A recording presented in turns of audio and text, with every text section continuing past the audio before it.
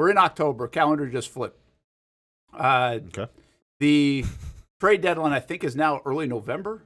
I don't exactly know the date of it, but it's moved back a bit in the NFL, like a week over the last couple of years.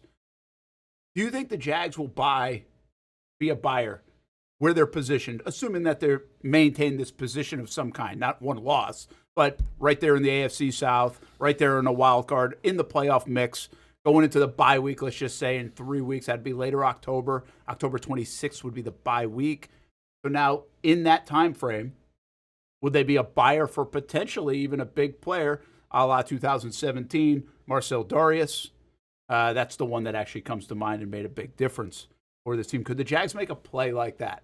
I mean, the big obviously, I can't foresee the future of like what injuries look like, but the way it looks right now on the roster, what do they need? You need a receiver. You think so? I mean, if you think you're good and you go 3 more weeks of this kind of limbo with your receivers, how do you not go get one? Because then my question, Kasey, is okay, then what are you replacing? Like, that means Travis Hunter, he's not going to play? That means Brian Thomas Jr. gets demoted? That means Dwamie Brown, if you look at like the analytics and everything, he leads this team right now in terms of separation and like getting open. But if you're I forget the math you just said, but like let's say you're 8-3 or something along the lines. Yeah. I don't give a damn who's on the bench. You go try to win the Super Bowl. Sure, no, I'm with you. But then like what does it look like? Like if you get a wide receiver, then who's going down? I guess everybody loses snaps would be my answer. Okay, gotcha. Not just one person, in my opinion. Yeah. Now, depending on what you get. Well, that's what I'm getting at. Like, if I'm trying to think of I mean, you could have said Tyreek Hill until the injury, but like, that would have been a good one. Like, what about if Jalen Waddle, they just give up? Okay, sure. Jalen Waddle. So then you bring him in, but he's more of a slot guy, right? I think he's more of a limited what you can do with him. But if you bring in Jalen Waddle, then what's that look like? Who's Jalen Waddle stealing reps from? Because it's got to be, like, I get Kasey, you can say, okay, it's all 3 wide receivers, but it's going to have to be somebody, like, predominantly. If this is 5 weeks away and Travis Hunter still hasn't shown you what you want to see, then that's the guy. Then he's the cornerback then. Yeah. Yeah. I think you could make the argument for wide receiver, and I think you could also make the argument for edge depending on what how this actually plays out. So that's an interesting one because I think that's where there are people that could be available. I've seen Jalen Phillips' name out there. Thibodeau. Just take all the Dolphins guys. Yeah, Thibodeau with the Giants. And Trey Hendrickson. Could you get into the Trey Hendrickson thing? You get him for half a year. Yeah. And was apparently from Jacksonville, if that matters to anybody. I doubt it matters to the Jags in that Probably sense. matters to her. But it used to be a first-round pick and probably another player. Then in summer, when they were figuring this thing out, they're going to lose some value there. Cincinnati could be in trouble by that time. And again, I'm not telling you the Jags are the absolute buyer here, but do you really beef that up? And now we go back to 17. We didn't necessarily think the Jags needed Marcel Darius. And we're like, whoa, they didn't need that. That wasn't a position where we're sitting here on the show and saying, hey, what do the Jags need? Receiver? You might be right. But they really don't feel like they need edge, if healthy. But, man, did they become pretty damn dynamic. I mean, you can never have too much edge. Right? Yeah, for sure. You can never have too much edge. Yeah. There have been some big-name moves in the last handful of years at the deadline. Von Miller moved from the Broncos to the Rams. Bradley Chubb, Broncos to the Dolphins. Roquan Smith, Bears to the Ravens. Hawkinson, Lions to the Vikings. McCaffrey, Panthers to the Niners. Montez Sweat, Commanders to the Bears. Marshawn Lattimore, Saints to the Commanders. Okay, a lot of those names are like Montez Sweat. I forgot who else said, but like, okay, those names. If you were to go after an edge rusher and bring them here, you probably got to pay him a new contract.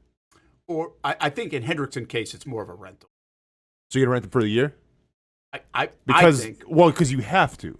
Because if you don't rent him for the year, then what are you going to do with Trayvon Walker? Because like it's going to be hard to justify. Because like if you bring in Hendrickson, and rightfully so, he probably wants a long-term deal. And I get the franchise tag's a thing as well. But like if you bring in Hendrickson, you're going to owe him a new deal.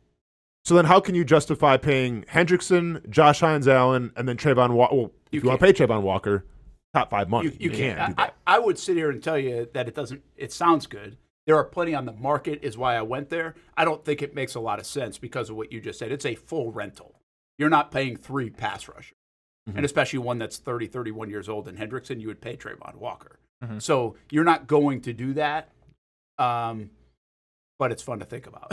Yeah, but it well, doesn't Madden make style. well, and it doesn't make sense to rent a guy and give up a second and a third round pick for a half a season when in a very like I wouldn't even say you're the Philadelphia Eagles who could add a player like that and be like, we're almost like we feel like we're guaranteed to go to the Super Bowl. Yeah. Right? The Jags aren't in that kind of position. I mean, I don't care how good they are. They could be 8-3. They can maybe make a run at a Super Bowl. Yeah. But there's no way you're picking them even over the Bills right now or maybe the Chargers or the Chiefs, depending on where they're at. So to me, it doesn't make a lot of sense to do it. How about a corner?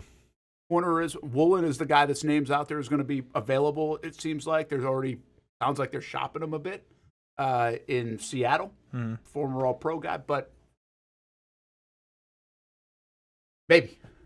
But boy, that wouldn't be. I don't think so because that wouldn't look good when you drafted a guy number 2 overall. Well, neither would wide receiver. Well, that's what I'm saying. But I think you get to a point where it's kind of like optics be damned, we can win. No, I'm with you. Yeah. Like I don't care what the conclusion is at the end of the season of Travis Hunter did he not fulfill the role of being a game changer? It doesn't really matter. Like if you're going to the playoffs, you're trying to make a run. I don't care about feelings. I don't care about playing time. I care about winning. So yeah, go get what you need. What's fascinating about the conversation you guys just had, corner or wide receiver, is you could say, hey, for the rest of this year, we're putting Travis Hunter at wide receiver, or we're putting him at corner. Yeah, if you get we're not somebody. putting him at both. Sure. So if you wanted to go that route, you're like, hey, yeah, optics be damned. Yeah. We're putting him on one side of the football and focusing on there for the remainder of the year. We'll work the rest out down the road and how this career progresses, but we're going to go get a guy. Yeah. Now, if you're 5-12 and you're doing that, then optics are coming in avalanche. Yeah. Oh yeah. If you don't win again, it's a problem. But it's an issue. I mean, it might be a problem even if you do win from an optics standpoint. Yeah, but who cares? Like you're winning. Depends on That's how much you secondary. win. It's secondary. And I mean, you're not necessarily admitting defeat. And I'm not saying go get the greatest receiver you can get and give up a bunch of picks. I'm saying if this plays out, go get somebody that you think you can rely on to make a play or two for you. I'm not saying go trade for freaking Puka Nacua, right, and give up every pick you ever had.